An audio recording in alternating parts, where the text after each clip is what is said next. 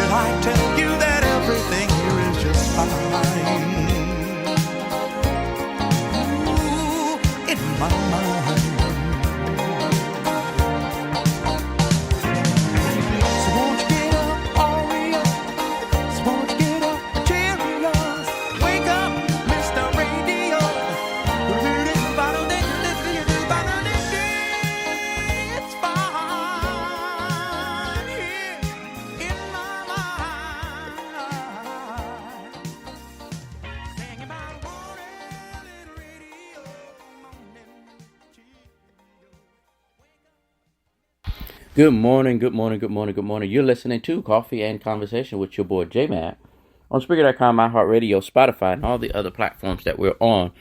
Alexa, that's right, even Alexa can make it do what it do.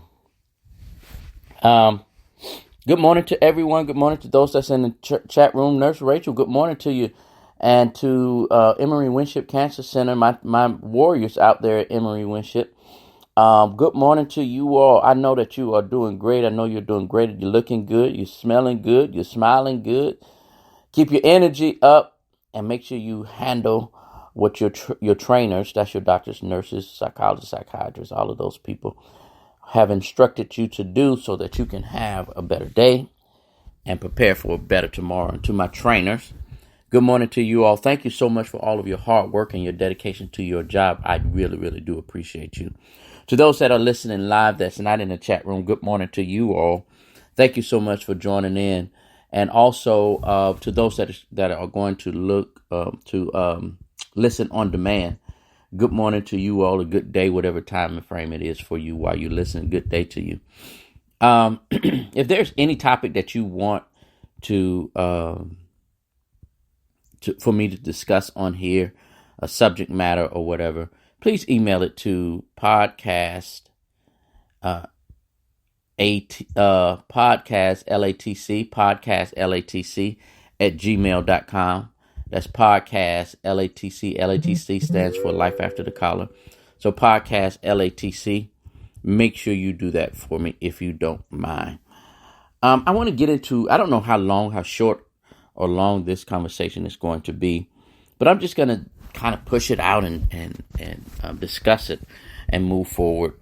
I want to talk, this conversation is to those who find themselves always supporting and giving to others. Whether it's giving money, whether it's giving your time, always being there for someone, always being the go-to person.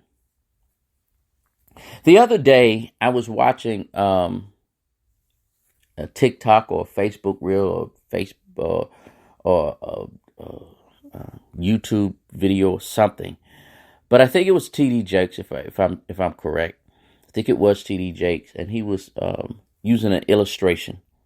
The illustration that he was using, he started with himself.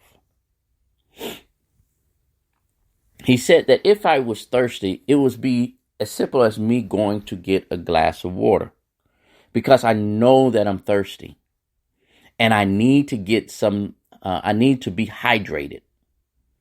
And so he walks over to this table and he picks up this glass. And he said that this empty glass, as beautiful as it is, made of crystal, whatever the case may be, and he put it up to his mouth to drink, but there was nothing in it. And he explained how sometimes we're looking for people to help us, but we go to the wrong spot because they're looking good, because they're dressed good, and we think that they have it all together. He said, but sometimes those people are in need of water itself in order to water him, to give him something that he needs. And then he goes over to the picture. And the picture was another nice thing. It was bigger, but it too was empty.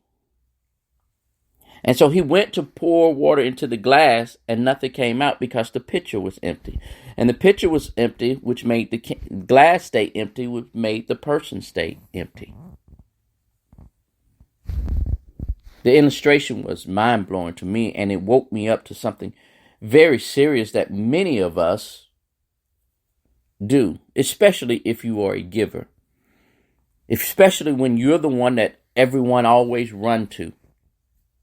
You probably can relate to this story. You probably could relate to this situation or this scenario or this illustration, where you're always pouring, and at times you found yourself to be empty, whether you are the person, the glass, or the picture. You find yourself empty. My conversation is really simple this morning,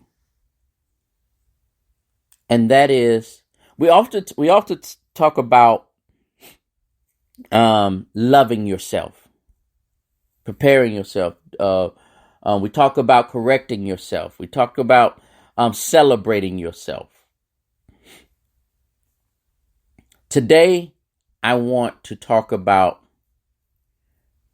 refilling yourself, refueling yourself, resupplying yourself. Here's the thing about refilling yourself. You yourself cannot supply yourself. You can't stand in front of the mirror and say, I need more water. If the pitcher can't sit on a counter and say, I need put more water in me, and the pitcher just automatically fills up. No, what the pitcher has to do is go to a resource that has what it needs. It has to go to a resource, something that has more than what it currently has. An individual goes to the glass. A glass goes to a pitcher. The pitcher goes to a faucet or to a well, let's just leave it at a faucet. A faucet goes to a lake or a river or an ocean. To make the conversation short, I understand that it goes to the water supply place, and the water supply place gets its water from somewhere. Just to make the story short. Sometimes you're going to have to and here's the trick to this. You are going to have to know where the resource is. You are going to have to know where the resource is, because you can't wait till you're empty to figure out where you are going to get your resupply. You're going to have to know where that person is. And matter of fact, before you know where that person is, you're going to have to know what you need. This is good to me. So before you know where that person is, or know where that resource is, you're going to have to know what you need. A lot of us givers, we give out, and people come to us because they know that they can call us. They know that they can depend on us for a good word, a good hug, a good meal, whatever the case may be, what they need. But when they come to us, watch this, they come to us with a specific need. So they know what they need. A glass knows that it needs water. A plate knows that it needs food. An empty glass knows what it needs. An empty plate knows what it needs. So the first thing you have to do, we have to learn to do, is learn what we specifically need for ourselves. And then know the person or place that you can get that help. Not knowing, watch this, not knowing where to get the help you need when you are empty is a terrible place to be in. It is absolutely a horrible place to be in. It's one thing to be hungry and to know that you've stocked your cabinets and your refrigerator, because you know where that food is. You know how to feed. You know where to go. It's a totally different conversation when you're hungry, excuse me, and have no idea where you're getting your next meal from. You have no idea where that resource, where that supply need is going to be met. So as you are helping others, make sure you are slowing down while you still have some fuel inside of you. Don't go empty and you've never went to the grocery store. You just kept eating everything everything in the refrigerator, everything in the cabinets, and you ate up everything, and you keep seeing that the supply is getting low, and you eat the last can of vegetables, and you still ignore, hey, I done drained my supply. And then the next time you get hungry, there's nothing there. As a person who's used to giving and used to being there for somebody, but when it's your time and you do not know where to go, it is a dangerous place to be in. So make sure, ladies and gentlemen, and those that's under the sound of my voice today that hears this, and especially to my leaders. Leaders are always the ones that's having to push and having to do and having to take a lot of the pressure.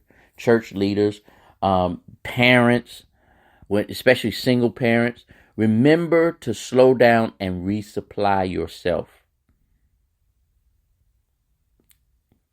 Don't get lost in helping others. Yes, it is your purpose. It is a purpose for you. But yes, you too have a need. Make sure you are fulfilling that need.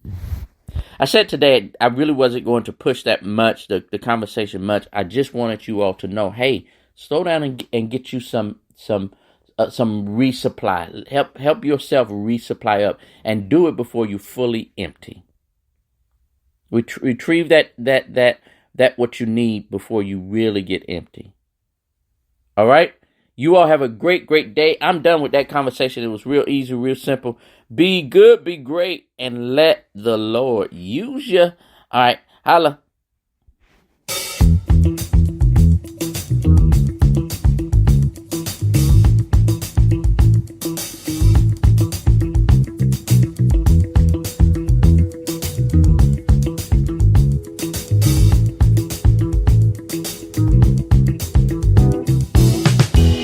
When I wake up in the morning, love, and the sunlight hurts my eyes, something without warning, love, bears heavy on my mind. Then I look at you, and the world's alright with me. Just one look at you, and I know it's gonna be a lovely day, a lovely day, a lovely day, a lovely day, lovely day. When the day that lies ahead of me seems impossible to face, when someone else instead of me always seems to know the way, then I look at you, and the world's alright with me. Just one look at you, and I know it's gonna be a lovely day, a lovely day, a lovely day, a lovely day, lovely day. When the day that lies ahead of me seems impossible